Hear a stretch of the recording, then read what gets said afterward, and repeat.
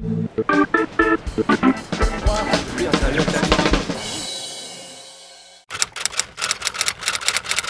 diacres, justement, sont ordonnés diacres, c'est-à-dire qu'ils représentent l'Église, par exemple dans un travail professionnel.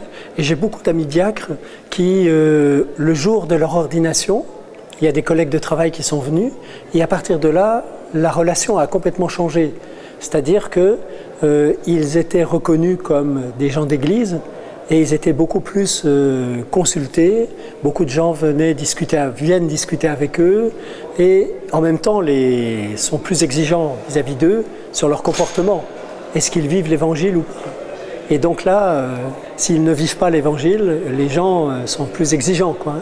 Donc je crois que les diacres, c'est vraiment pour les gens qui ne sont pas chrétiens, dans un milieu de travail par exemple, ou bien dans un quartier, dans une commune, eh bien c'est vraiment des gens qui sont, j'allais dire, obligés d'évangéliser, c'est-à-dire de se poser la question de l'évangélisation à partir de leur comportement, mais aussi à partir de ce qu'ils disent.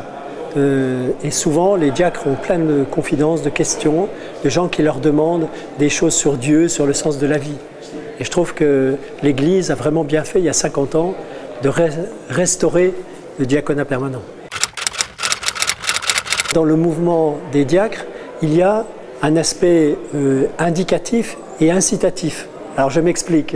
Indicatif, c'est-à-dire que dans leur ministère de diacre, ils indiquent que la charité de Dieu, que la diaconie, que le service des plus pauvres, que l'Évangile doit être proposé à tous, que l'Évangile doit transformer les relations. Donc ils indiquent quelque chose d'important.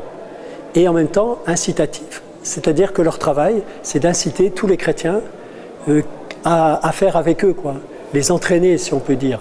Et de ce point de vue-là, ils ont vraiment un gros travail, mais je trouve que ça vaut le coup.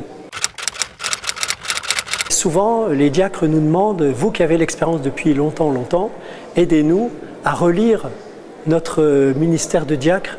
Et je crois que de ce point de vue-là, on a une expérience qu'on peut partager.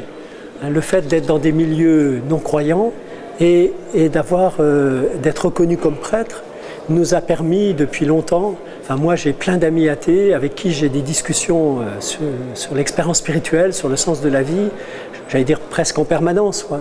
Donc on apprend à trouver des mots qui peuvent les toucher, on apprend à les écouter et puis à partir de là, de le redire à l'Église, de dire à l'Église, mais ces personnes qui ne sont pas croyants, ils ont des aspirations spirituelles. Le monde de l'incroyance n'est pas un désert spirituel. On a l'impression comme ça, mais ce n'est pas vrai. Et si on permet aux gens d'aller au plus profond d'eux-mêmes, eh bien, on peut avoir des dialogues extraordinaires.